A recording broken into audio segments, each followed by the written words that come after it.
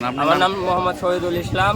আমি আব্দুল মজিদ সর্দার ঘোড়ার পক্ষে কাজ করার কারণে পেটোয়া বাহিনী দিয়ে এই গোপালপুর সভাপতি সাইফুলের নেতৃত্বে পেটোয়া বাহিনী দিয়ে আমাদেরকে পেটানো হয়েছে। কয়জন খাম হয়েছেন আপনারা?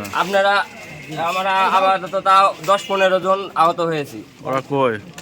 ওরা মেডিকেলে কিছু আছে, আমরা এখানে কিছু আছি।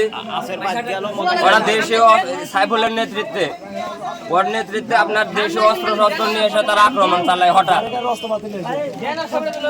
হাতুড়ি চাপাতি এগুলো সহলে এসে আমাদের অতর্কিত ভাবে আক্রমণ করে।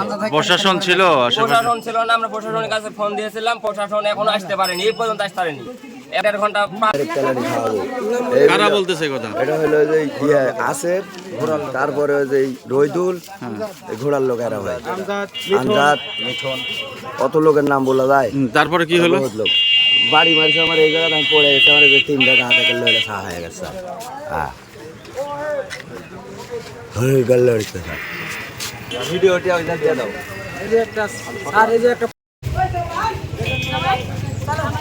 গোপালপুর বাজারের আপনারা দেখছেন যে থমথমে অবস্থা বিরাজ করছে। সেখানে কিছুক্ষণ আগেই ধাওয়া পাল্টা দেওয়া হয়েছে এবং কয়েকজন খাম হয়েছে।